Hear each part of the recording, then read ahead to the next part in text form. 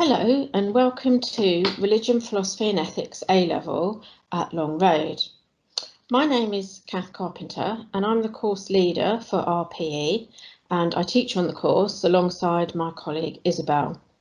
And we're going to tell you a little bit about the course today to help you with your choices for which A-Level subjects you'd like to study.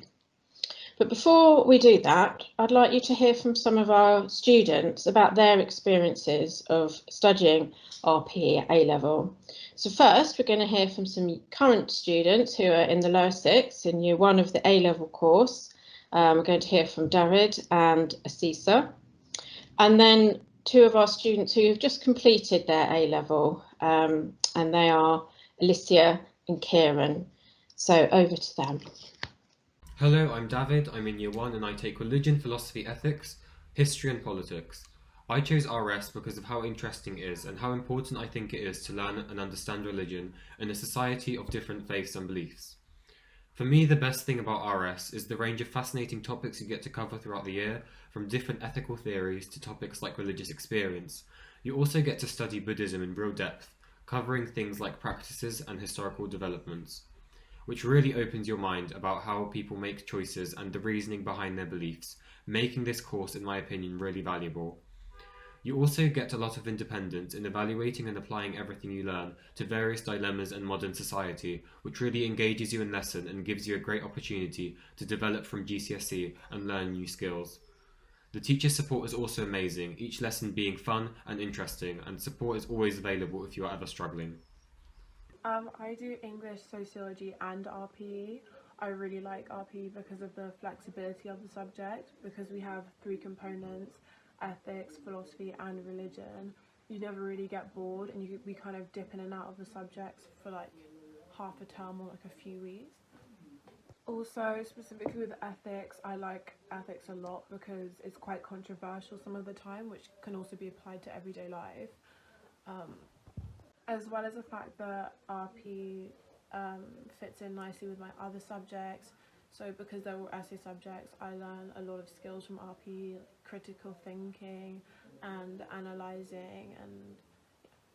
And after a long road, I plan to go to university and study politics, philosophy and law as a combined course. And I think that RP fits in really nicely with that because obviously the philosophy component. Most likely I'm going to pursue a career in law, so again I think that the subject for a future law student is really helpful. It kind of gets one to grips with like a lot of difficult topics. So yeah, I really recommend doing the subject if you're someone who likes to write, or if you're someone who's not quite sure like what they specifically want to do, because like I said, there's a lot of like things we cover and it can kind of help you understand. Hello, my name is Alicia. I'm a second year student at Long Road, and as well as studying RP, I also take English Literature and Language and Sociology, so all my subjects sort of complement each other in ways. The reason I chose to study RP was because I'd always been interested in philosophy but never got the chance to study it at GCSE, so I was quite happy when I could choose it for an A-level. I also found it quite interesting that the course was mixed between studying Buddhism and ethics. It is a bit of a heavy subject and does involve a lot of independent thinking, but it's definitely worth it since the content that we learn is very important in our day and age and can be applied to our society and other places around the world. RPE is the subject that has influenced me to study anthropology at university, and I'm very excited to learn about all the different cultures and lifestyles in our increasingly globalising world. The teachers are lovely and understanding and always ready to give help and support, and I really enjoyed studying RPE and what it has taught me. Hello applicants and future students of Long Road. My name is Kieran Chapman and I studied at Long Road from 2018 to 2020. Alongside religious studies, or RPE, I studied psychology and drama. One of my favourite things about studying religious studies at A-level at Long Road was the interesting nature of the subject. I had a passion for religious studies at GCSE, and this is why I chose to continue it at Long Road. Another fantastic thing about the course is the teaching support. All of the religious studies department is absolutely fantastic, along with all the support staff at Long Road itself. And taking religious studies has helped me in the sense that at university I'm obviously going to have to do a lot of writing, as will you as future students, religious studies will really help with your writing a surprising amount. I think that you should consider taking religious studies if you enjoyed it at GCSE, or even if you didn't take it at GCSE. It's a very fascinating subject. If you have a passion for learning about other cultures, if you have a passion for writing essays, if you have a passion for learning about different ways of life and you're interested, then RS could definitely be the subject for you. I chose to take RS not just because I enjoyed it, but my future career ambition is to become a primary school teacher. And next year I'm hoping to study at the University of Brighton to train to be a primary school teacher over the next 3-4 years. And I feel that religious studies and taking this A-level has really helped me in the sense that lots of primary school education is about religious studies, and it's good to have that background in knowing about different cultures, because you don't know who you're going to come across in life. You could come across someone from any culture or any religion, and in today's society it's really important in light of everything that we get on with everyone and support everyone and understand everyone's different beliefs. Something in particular I found I learned from taking religious studies at A-level at Long Road was how to write essays effectively and how to structure my writing effectively. Now, writing at secondary school was something I really struggled with.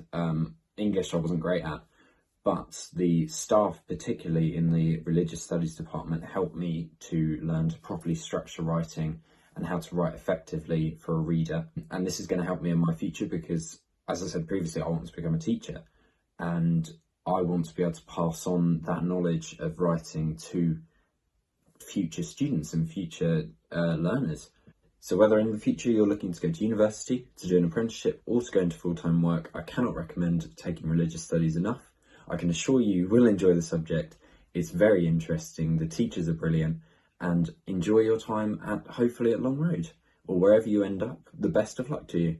Thank you. So I hope you found the student views interesting. It certainly gives you a realistic picture of what to expect during the course in terms of skills and in terms of the content. So here are a few more comments from recent students that I just wanted to show you to emphasise what sort of student might enjoy this course.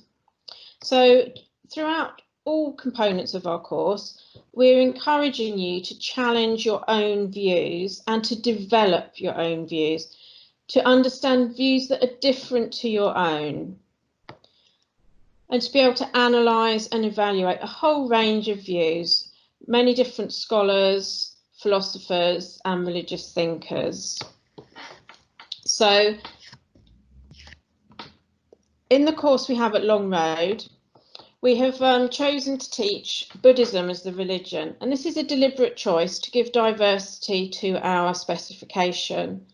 So we teach the philosophy of religion and the ethics component, mainly from a Western point of view, involving Western philosophers and the Judeo-Christian religious traditions.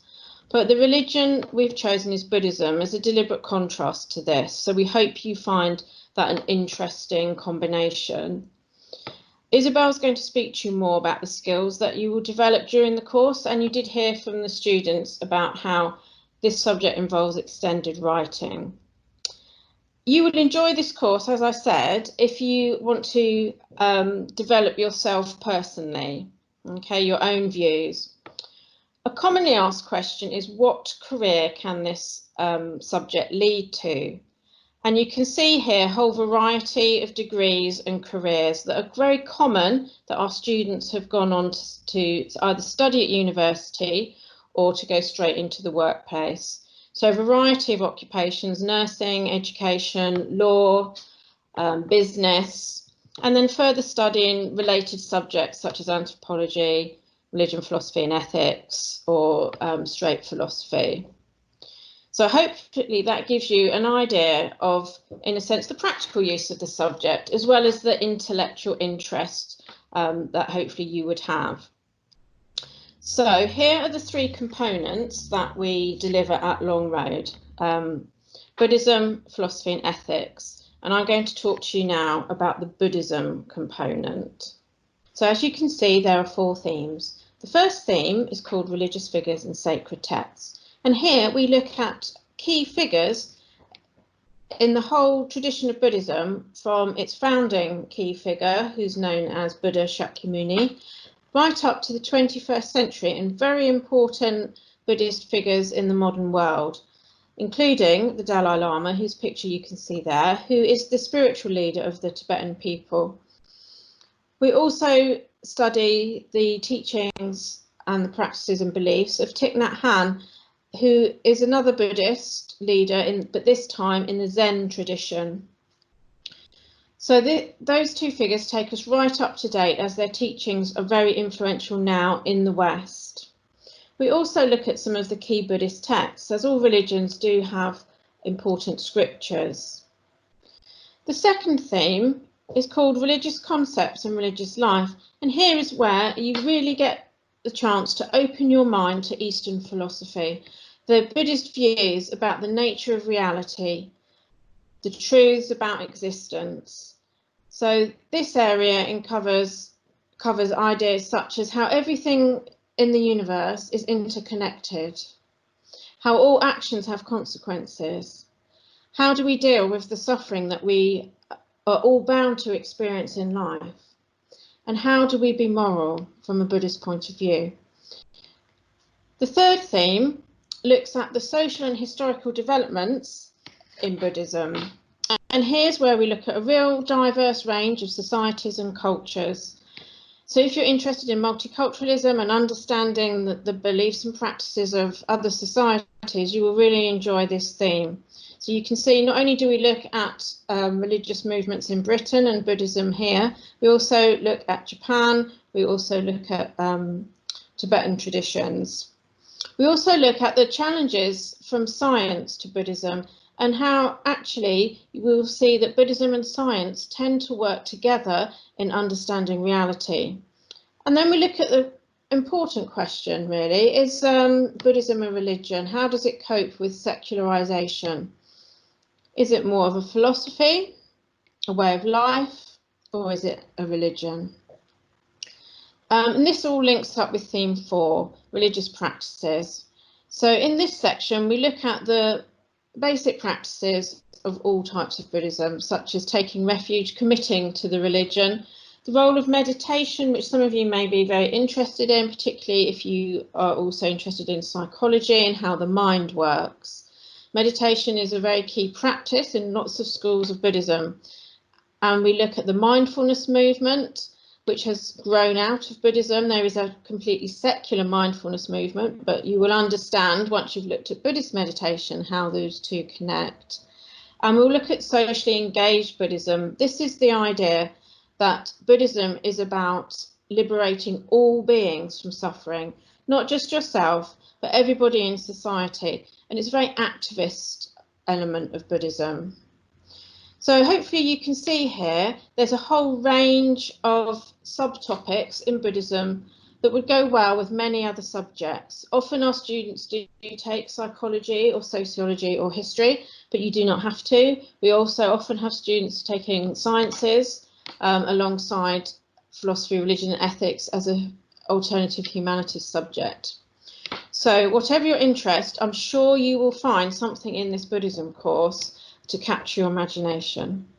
So I'm going to pass over to Isabel now, who's going to talk to you about the philosophy of religion component and the ethics and religion component. Hello, I'm Isabel and I also teach RPE at Long Road. I'm going to tell you a little bit about the philosophy and ethics components of the course. The first theme that we look at in philosophy is looking at the arguments for the existence of God. You may have looked at these before, but it doesn't matter if you haven't. We look in depth at ways people have tried to defend the existence of God. Is it possible to do that through logic? Is it possible to do that through evidence from the universe and the world? Is there any proof that God exists at all? What do you think about that? And we learn how to write and debate about it. The second theme is about challenges to religious belief. And in the first year, what we're looking at is the problem of evil. So we bring in all different examples of evil and suffering, war, pain, disease. How could a God possibly exist in these circumstances? How can we defend God's existence? We look at two early Christian thinkers here, Augustine and Irenaeus, and we debate the logic of their arguments. In the second year, what we're looking at about challenges to religious beliefs are more modern challenges from psychology. We look at Sigmund Freud and Carl Jung, and we look at Freud's idea that religious belief is actually purely a product of the human mind. We then look at more recent theory, new atheism, and 21st century arguments in atheism that are not only saying that God doesn't exist, but are actually saying it's dangerous for the world if we believe that God exists. And we look, do you agree with these? Are you opposed to these? What evidence do they have to back them up? We then move on to religious experience. We look at examples of visions, mysticism, people who believe they've had answers to prayer. Are you convinced by them? What would you need to be convinced by them? What would you need to know? We look at two particular thinkers, William James, a 19th century psychologist, and Rudolf Otto. As with all the topics, we look at challenges. We look at how somebody could possibly prove that their religious experience was not a chemical or biological process. Are religious experiences purely subjective? Is it purely something in your own mind and has no objective reality? In the second year, we go on to look at miracles in the religious experience section. We look at ancient miracles, miracles in sacred texts, but we also look at miracles, miracle claims today, people in different religions and people who are not of a particular religion who claim that they've witnessed or experienced a miracle. In terms of the academic content, we look at the Enlightenment thinker David Hume and his challenges to belief in miracles, and also a 20th century philosopher Richard Swinburne. The final unit that we do in the second year is about religious language. When people speak in religious terms, are they actually talking literally? Do they literally mean that they believe that? Or is the language more symbolic? Is it indicating something, another truth, but not literally true? We have arguments on both sides, arguments that say that symbol isn't as important as literal language, and others who say if it's not literally true, if you can't test it, then it's meaningless. We look at Wittgenstein in this section. Wittgenstein is a famous philosopher, and we get to grips with his language games theory.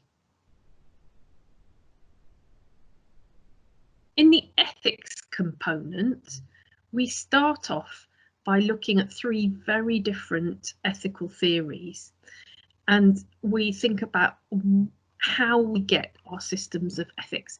How do you know that something is right or wrong? And there are very, very different answers. If you learn to be a good person, are you the kind of person, therefore, who will know the right thing to do? Is it more important to think about the characteristics that make up a good person? What about the idea of self-interest? Is it ever possible to argue that we could do something that was totally not in our own interests? In the section in the second year, this moves on to looking at whether or not we can say that ethical statements are objective. Is it ever possible to say that ethical statements have a truth, are reflecting a truth somewhere independently? Is it purely our emotions and our own bias on the subject? We study various classical and modern ethical theories across the 2 years, and we apply these to particular ethical issues and debates that in the contemporary world.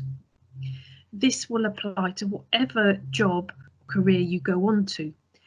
We look at issues from abortion and voluntary euthanasia to issues about relationships, animal experimentation, whether or not it's morally right to keep nuclear weapons. And what we do is we go through a whole variety of theories and see what happens and what are the complexities when you actually apply them to these issues. Finally, we have a unit which is about free will. Do you really have free will, or are we actually like puppets on a string? We look at philosophical, psychological, scientific debates about this issue, because you will find divisions in all these different disciplines. If someone believes they have free will, but they also believe in God, there's a problem there, in the sense that, does that mean that God is not completely powerful? Can God control your actions? If God controls your actions, then to what extent can you make decisions? This is also very relevant in secular philosophy.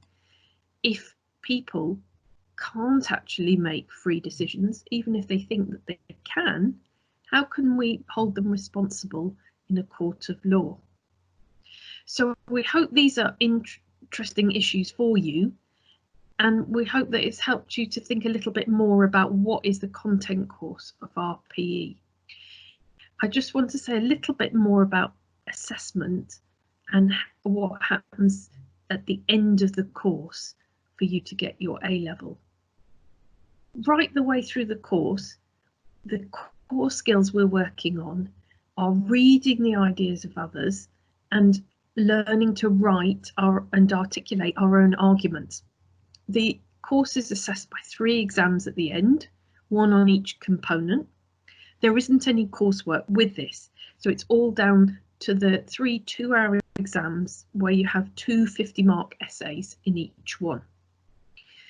A lot of what we do in lessons is debating, looking at documentaries, talking your ideas through with other people in the classroom. But we just want to make sure that you know that this takes a commitment to extensive reading and learning to write, and to really practice those skills that will be essential if you go on to university in any subject, or that you'll need in your career in the future. So thank you for listening, and we look forward to meeting you in the not too distant future.